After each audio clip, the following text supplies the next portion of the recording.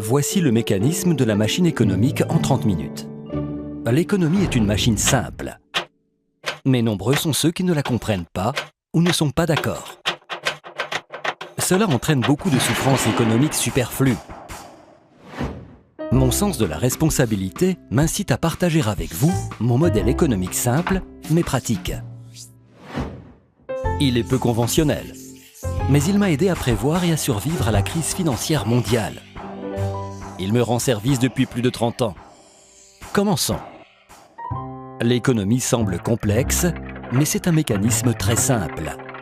Quelques composants et un grand nombre de transactions de base répétées des milliards de fois. Ces transactions sont par-dessus tout gérées par des êtres humains.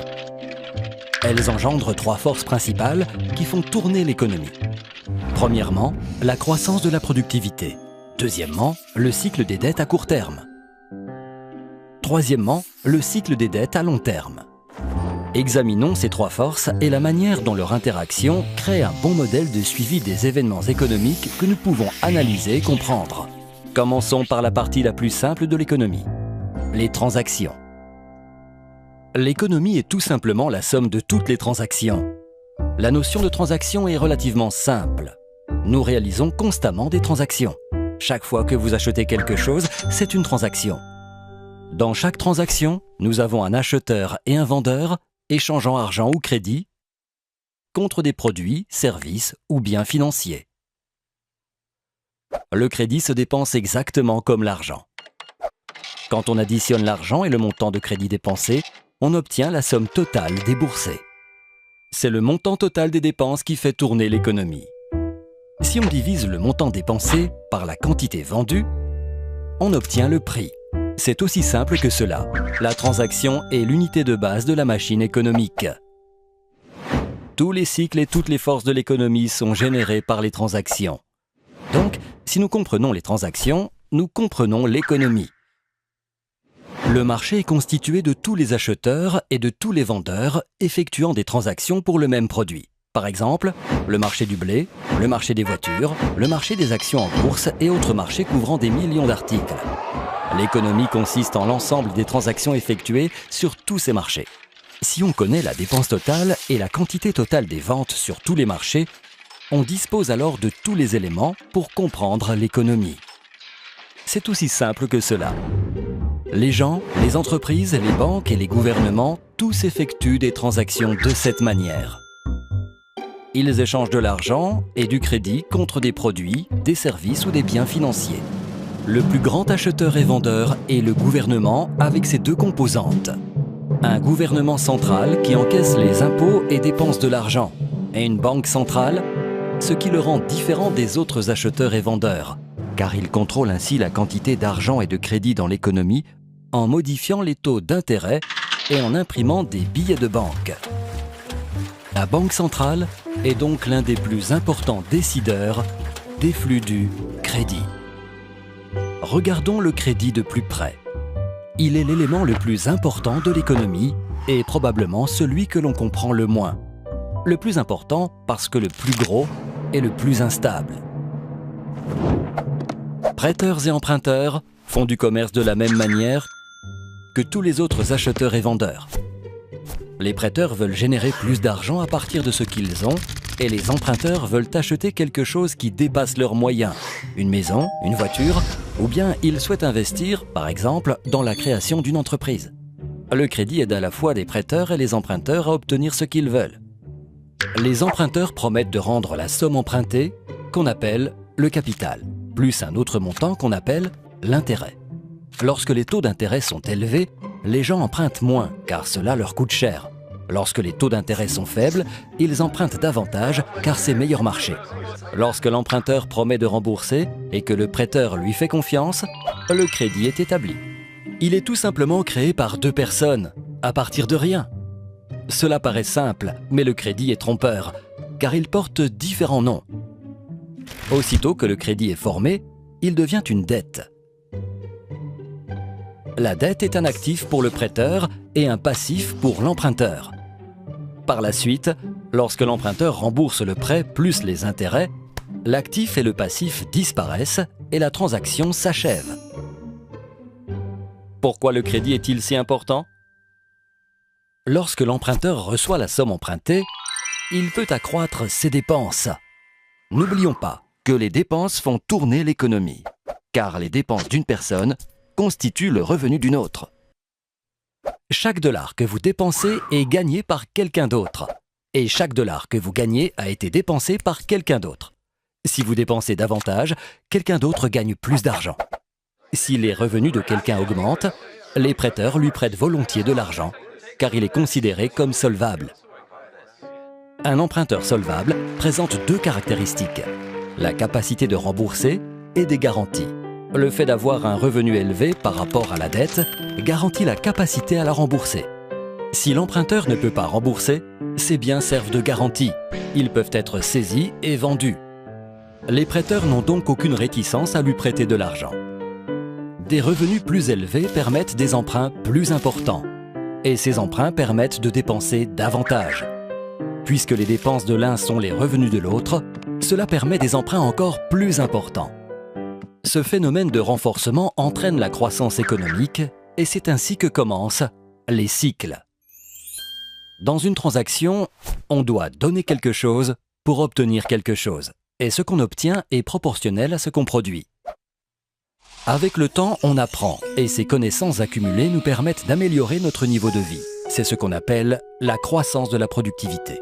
Ceux d'entre nous qui sont inventifs et travaillent dur augmentent leur productivité et leur niveau de vie plus vite que ceux qui sont passifs et feignants. Mais ceci n'est pas toujours vrai à court terme. La productivité est importante surtout à long terme et les questions de crédit à court terme. La raison en est que la croissance de la productivité varie peu et n'est donc pas un facteur important de fluctuations économiques. La dette, au contraire, nous permet de consommer plus que ce que nous produisons lorsque nous la contractons, puis nous force à consommer moins que ce que nous produisons lorsque nous la remboursons. Les fluctuations de la dette suivent deux cycles principaux. L'un dure entre 5 et 8 ans et l'autre entre 75 et 100 ans. La plupart des gens, lorsqu'ils ressentent les fluctuations, ne les voient pas comme des cycles, car ils les voient de trop près, de jour en jour ou de semaine en semaine. Dans ce chapitre, nous allons prendre du recul et examiner ces trois grandes forces, leur interaction et leur influence sur notre vie. Nous avons déjà dit que les fluctuations ne sont pas dues à l'innovation ou à la qualité du travail. Elles sont dues essentiellement au volume de crédit existant. Imaginons un instant une économie sans crédit. Dans cette économie, si je veux augmenter mes dépenses, le seul moyen est d'augmenter mes revenus. C'est-à-dire que je dois devenir plus productif et travailler davantage. La croissance ne peut résulter que d'une augmentation de la productivité. Mes dépenses étant le revenu de quelqu'un d'autre, la croissance de l'économie dépend de la croissance de la productivité. Si nous observons les transactions et que nous extrapolons, nous constatons une progression similaire à la croissance de productivité. Mais comme nous empruntons, nous avons des cycles. Ces cycles ne résultent d'aucune loi ni règlement. Ils sont dus à la nature humaine et à celle du crédit. Emprunter, c'est comme étirer ses dépenses vers l'avenir. Pour acheter quelque chose que je ne peux pas me permettre, je dois dépenser plus que je ne gagne. Pour cela, j'engage essentiellement mes revenus futurs. Ainsi, je crée un avenir dans lequel je devrais dépenser moins que ce que je gagne afin de rembourser ma dette. Cela prend très vite une tournure cyclique. Tout simplement, chaque fois que j'emprunte, je crée un cycle. C'est vrai aussi bien des personnes que de l'économie. C'est pour cette raison qu'il est si important de comprendre la notion de crédit, car c'est elle qui enclenche le mécanisme prévisible des événements économiques futurs. C'est cela qui rend le crédit différent de l'argent. L'argent permet de régler des transactions. Lorsque vous achetez une bière avec de l'argent liquide, la transaction s'achève immédiatement. Mais si vous achetez votre bière à crédit, vous vous créez une ardoise. Vous promettez de payer plus tard. Vous et le barman créez un actif et un passif. Vous avez fabriqué du crédit à partir de rien. L'actif et le passif disparaîtront uniquement lorsque vous aurez payé l'ardoise, que la dette aura disparu et que la transaction sera achevée. Ce que la plupart des gens appellent de l'argent est en réalité du crédit. Le montant total de crédit des États-Unis est d'environ 50 billions de dollars, contre près de 3 seulement pour le montant total de l'argent. N'oubliez pas que dans une économie sans crédit, le seul moyen d'augmenter la dépense est de produire davantage. Mais dans une économie avec crédit, on peut augmenter la dépense en empruntant. Dans une économie avec crédit, on dépense davantage. À court terme, le revenu augmente plus rapidement que la productivité, mais pas à long terme. Malgré cela, le crédit n'est pas forcément une mauvaise chose forçant des cycles. Il est mauvais quand il finance une consommation exagérée qui ne peut être remboursée. Il est bon quand il distribue des ressources de manière pertinente et produit du revenu qui vous permet de rembourser la dette. Par exemple, si vous empruntez pour acheter un plus grand poste de télévision, cela n'engendre aucun revenu vous permettant de restituer la dette. Mais si vous empruntez pour acheter un tracteur, et que ce tracteur vous assure de meilleures récoltes, donc un meilleur revenu, vous pourrez rembourser votre dette et améliorer votre niveau de vie. Dans une économie avec crédit, nous pouvons suivre le fil des transactions et constater comment le crédit permet la croissance. Laissez-moi vous donner un exemple. Si vous gagnez 100 000 $ par an et que vous n'avez aucune dette, on est prêt à vous accorder un crédit de 10 000 $, par exemple sur votre carte de crédit.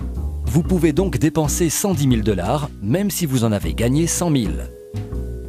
Vos dépenses constituant le revenu de quelqu'un d'autre, quelque part, quelqu'un gagne 110 000 $.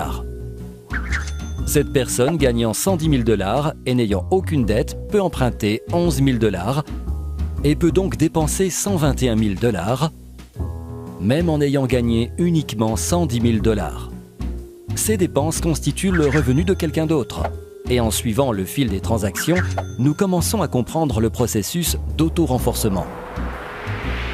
Mais n'oublions pas que les emprunts créent des cycles et qu'après une phase de croissance vient inévitablement une baisse. C'est le cycle de la dette à court terme. L'activité économique augmente. Nous constatons une expansion. C'est la première phase du cycle de dette à court terme. La dépense augmente et les prix avec. Car l'augmentation de la dépense est alimentée par le crédit. Crédit que l'on crée à partir de rien. Lorsque le volume des dépenses et des revenus augmente plus rapidement que celui de la production, les prix montent. Quand les prix montent, c'est ce qu'on appelle l'inflation. La Banque centrale ne veut pas trop d'inflation, car elle est source de problèmes. Lorsque les prix augmentent, la banque augmente les taux d'intérêt. Lorsque les taux d'intérêt sont plus élevés, moins de gens peuvent se permettre d'emprunter et le coût de la dette existante augmente. Imaginez le versement mensuel de votre carte de crédit en hausse. Les gens empruntent moins, mais doivent rembourser davantage. Ils ont moins d'argent disponible, donc les dépenses diminuent. Et comme les dépenses de l'un sont les revenus de l'autre, les revenus diminuent aussi, etc.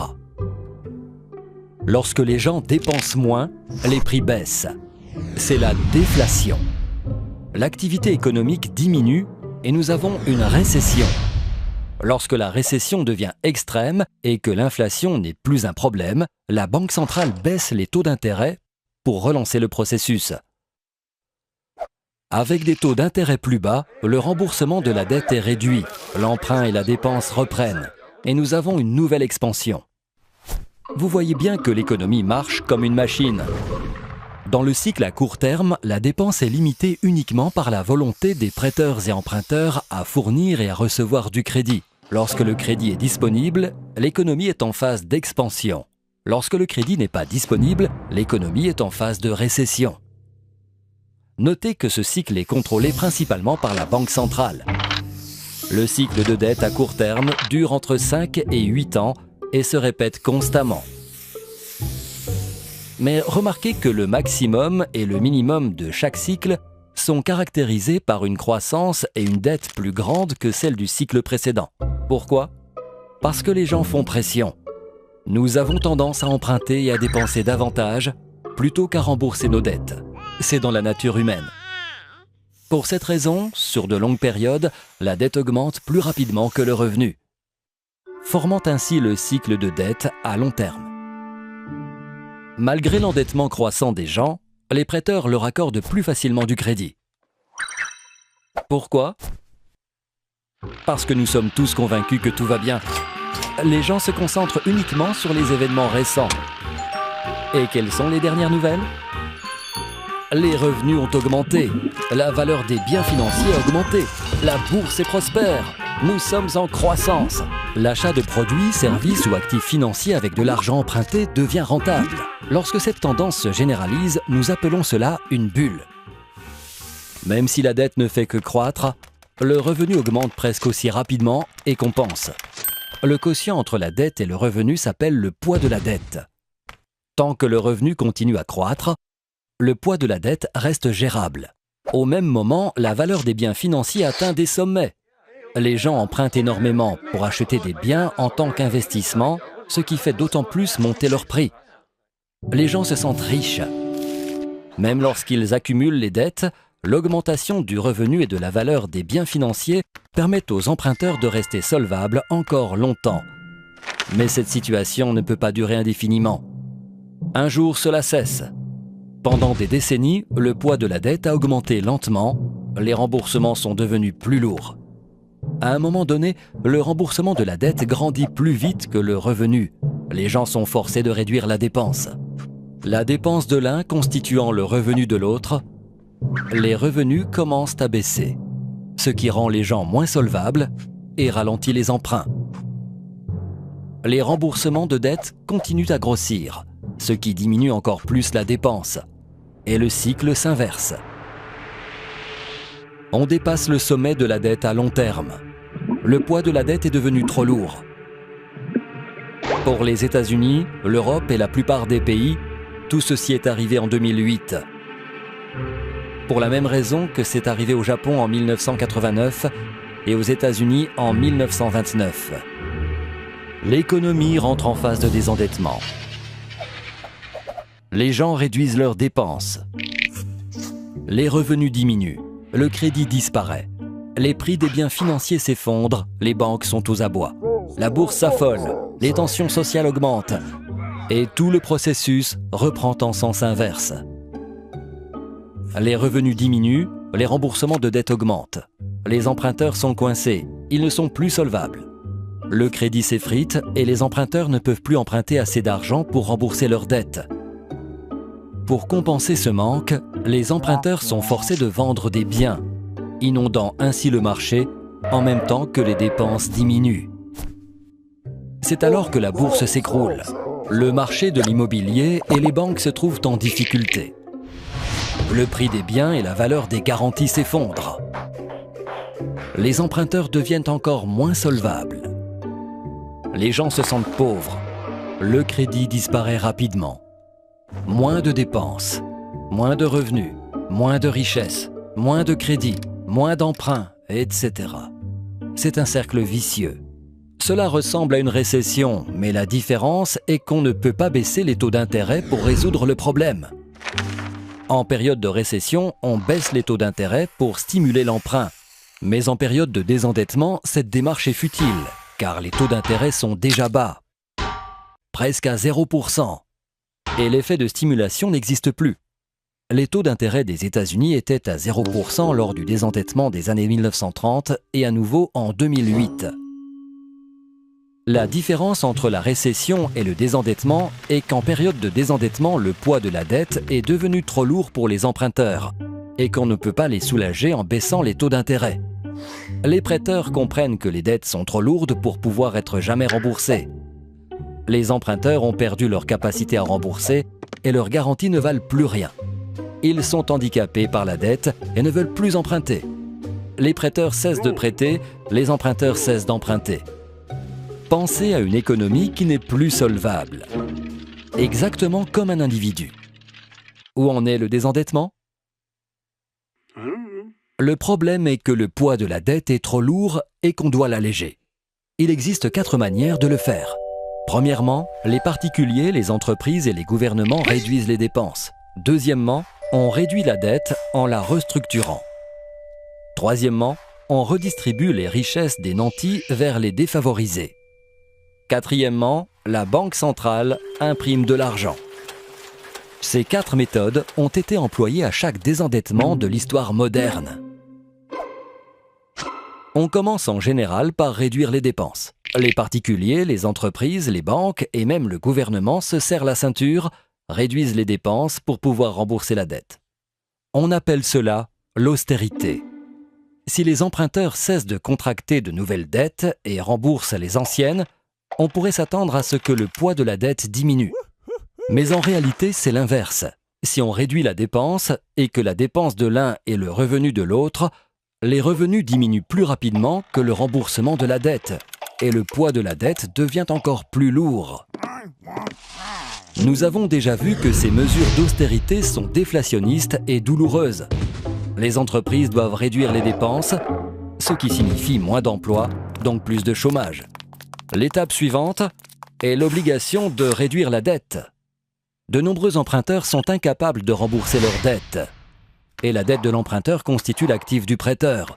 Lorsque les emprunteurs ne peuvent pas rembourser les banques, les clients de la banque se demandent si la banque pourra leur rendre leur argent et se précipitent pour vider leurs comptes. Les banques sont à sec et les particuliers, les entreprises et les banques ne peuvent plus assumer les échéances. Cette sévère contraction économique est une dépression. Un important facteur de la dépression est que les gens découvrent que leur richesse était fictive. Revenons au bar. Si vous achetez une bière et l'inscrivez sur l'ardoise, vous promettez de rembourser le barman. Votre promesse devient son actif. Mais si vous ne tenez pas votre promesse, si vous ne le remboursez pas, votre ardoise ne vaut plus rien. L'actif du barman ne vaut plus rien. Il a tout simplement disparu. Plutôt que de renoncer à leur actif, de nombreux prêteurs acceptent de restructurer la dette. Cela signifie que le prêteur ne recevra pas toute la somme ou qu'il sera payé à plus long terme, à un taux d'intérêt plus bas que prévu. Le contrat originel est dénoncé d'une manière qui réduit la dette. Les prêteurs préféreront encaisser moins d'argent que pas du tout. Même si la dette disparaît, la restructuration réduit plus rapidement les revenus et actifs bancaires. Le poids de la dette ne fait qu'empirer. Réduire la dette est aussi douloureux et déflationniste que de réduire les dépenses. Le gouvernement central, à son tour, encaisse moins d'impôts suite à la réduction du revenu et de l'emploi. En même temps, l'État doit augmenter la dépense pour résorber le chômage. Un grand nombre de chômeurs n'ont pas assez d'économies et le gouvernement doit les aider. De plus, il doit créer des projets stimulants et augmente ses dépenses pour compenser la baisse de l'économie. Le gouvernement dépense plus qu'il n'encaisse en impôts et s'enlise dans un programme de désendettement. C'est le déficit budgétaire dont on parle aux informations. Pour financer le déficit, les gouvernements doivent augmenter les impôts ou emprunter de l'argent. Mais dans une situation de réduction du revenu et du chômage, d'où viendra l'argent? Des riches. Le gouvernement a besoin de plus d'argent. Les capitaux sont concentrés aux mains de quelques-uns. Le gouvernement cherche naturellement à taxer les riches, ce qui facilite la redistribution des richesses des nantis vers les moins privilégiés dont la situation est difficile et qui jalousent les plus aisés. Les plus aisés, stressés par une économie affaiblie et par la dévalorisation de leurs biens, en veulent aux moins privilégiés. Si la dépression continue, la structure sociale se décompose. Non seulement la tension monte dans le pays, mais on risque une escalade internationale, particulièrement entre pays prêteurs et pays emprunteurs. Cette situation peut entraîner un changement politique, quelquefois extrême. Dans les années 1930, on a eu la montée au pouvoir d'Hitler, la guerre en Europe, la dépression aux États-Unis. Le besoin d'une solution pour mettre fin à la dépression devient aigu. Or, ce que la plupart des gens pensaient être de l'argent était en fait du crédit. Donc, si le crédit disparaît, les gens n'ont plus assez d'argent. Le besoin d'argent se fait désespéré. Et qui imprime l'argent? La Banque centrale. Une fois les taux d'intérêt quasiment nuls, elle est forcée d'imprimer de l'argent. Contrairement à une politique d'austérité, de réduction de dettes et de redistribution des richesses, imprimer de l'argent provoque l'inflation et stimule le processus.